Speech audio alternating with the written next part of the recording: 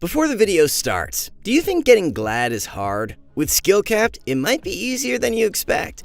Last season, we took 3 random rival players and taught them the same lessons we teach on our website, and within 5 weeks, they all achieved Gladiator for the first time. They weren't alone, and many of our users were able to get the rating they've always wanted by simply using our website.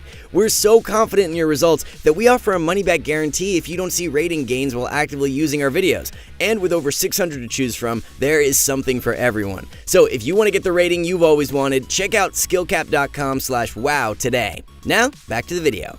It's that time of the season again where some of you might be itching to get Gladiator. And if you're like me, you enjoy a relaxing experience, like walking on the beach with your girlfriend. But if we were being honest, who really has time for that?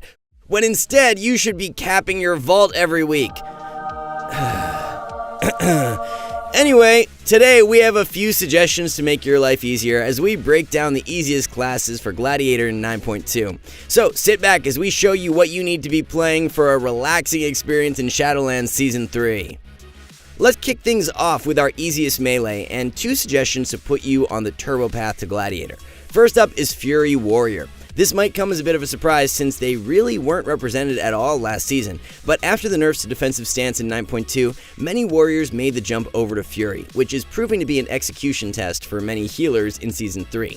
One of the biggest reasons why Fury is so simple is that it doesn't even have defensive stance to manage, and instead has 10% damage reduction built in passively with the Warpaint talent.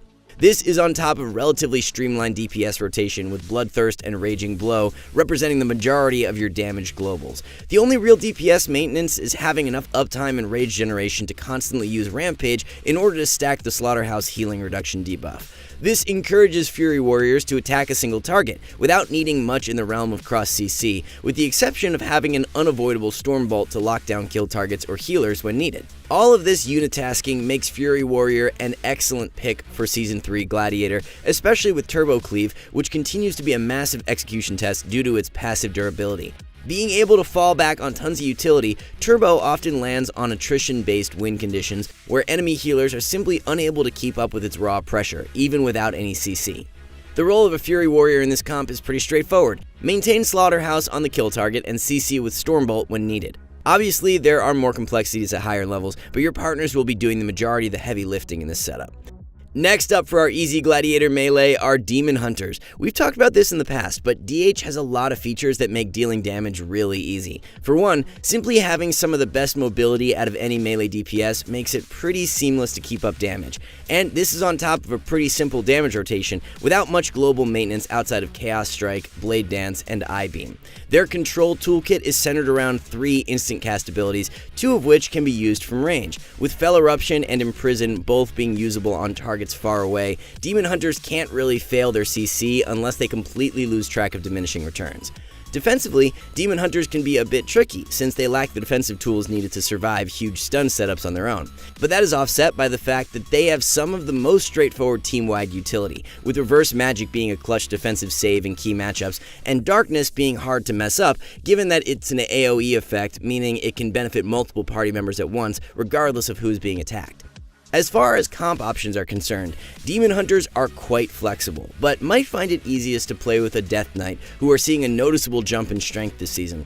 This comp doesn't require much precise setup, and Abomination Limb makes it much easier to land Triple Chaos Nova setups that can be chained into unhealable AoE damage. All in all, without needing much coordination, this comp is well suited for an easy Gladiator push.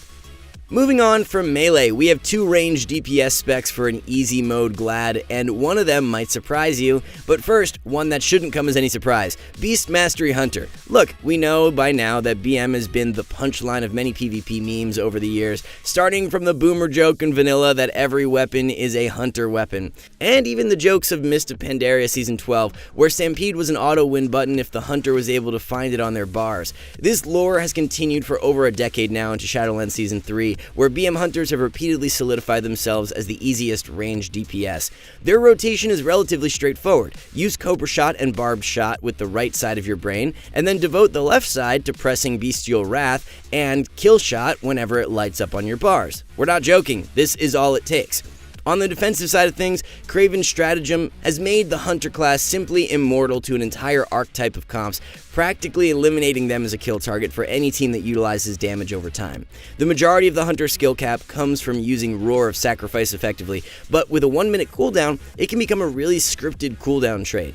Its primary function is to counter massive offensive cooldowns like Combustion and Avenging Wrath, both of which have baseline CDs longer than Roar of Sacrifice. This means monitoring weak auras and simply trading Ross into the kill target, which is the correct play in the vast majority of situations on the climb to Gladiator. If you're a regular viewer of this channel, you already know the best BM Hunter comp. If not, it involves finding a Feral Druid that has Feral Frenzy bound, and a Priest that can press Power Word Shield after summoning some fairies. If it wasn't obvious by now, Jungle Cleave is definitely your easiest setup, having some of the highest sustained pressure in the game, while simultaneously being incredibly durable on defense. As promised, we said we might surprise you with our next pick for Easy Glad, and it's Frost Mage. This might seem like a bit of a contradiction given that in the past, we said that Frost Mage was mediocre at best and isn't really designed for easy play.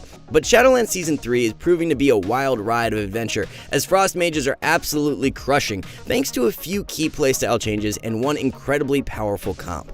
On the playstyle side of things, Necrolord has become the obvious choice for any Frost Mage, due primarily to the strength of Deathborn with its unbelievably long duration thanks to increased conduit item levels on Gift of the Lich.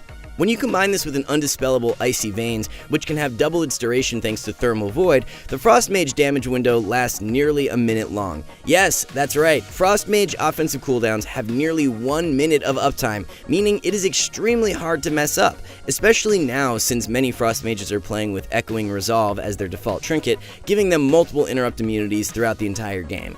As far as playstyle is concerned, Frost Mages are pretty straightforward, just deal damage. Even at the highest levels, Frost Mages are prioritizing Frostbolt casts over Polymorph, since their 1 minute damage window is so threatening when combined with the Slick Ice legendary.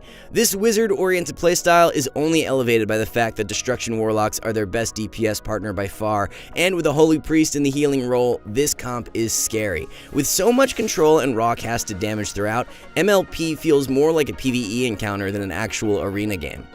Finally, let's round out our list of easy specs for Gladiator by looking at healers. It should come as no surprise that Holy Priest takes our first spot in this section, due in part to how well-rounded their toolkit is in the Shadowlands Season 3 meta. The primary strength of Holy Priest is tied to a single ability, with Holy Ward Serenity being a disproportionately strong instant heal, with 2 resettable charges and a variable cooldown.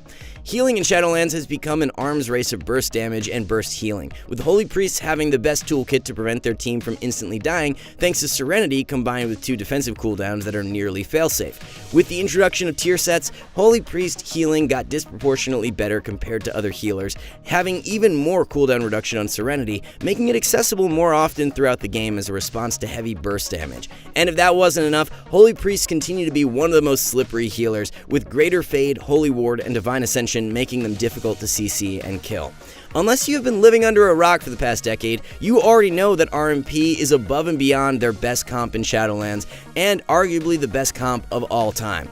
Holy Priests make 3-2-1 CC setups even easier for their team with Chastise, and win conditions are made even stronger thanks to Mind Games, which can secure kills in ways that other healers can't even begin to compete with. That brings us to the final easy spec on our list, Holy Paladin. This might seem like a bit of a wild card, but hear us out. Outside of Holy Priest, healers in general have it a bit rough in Shadowlands. One thing remains consistent: you need ways to deal with huge burst damage. If you don't have a button that can instantly save your team, you're gonna have a bad time. Luckily, Holy Paladins have 3 buttons to prevent instant losses for their team, with Sacrifice, Bop, and Saved by the Light all acting as safety nets for dire situations. In 9.2, Holy Paladins have started to move away from Kyrian in favor of Necrolord, which gives them more instant cast burst healing thanks to the combination of its Covenant ability combined with tier set bonuses. Although not as strong or easy as Holy Priest, Paladins seem to be moving ahead in the arms race against high burst damage. For an easy queuing experience, Holy Paladins have 2 fairly decent options, with Mage Lock or Turbo Cleave being their easiest picks. These comps are tanky enough on their own, with Turbo requiring slightly more contributions to kills.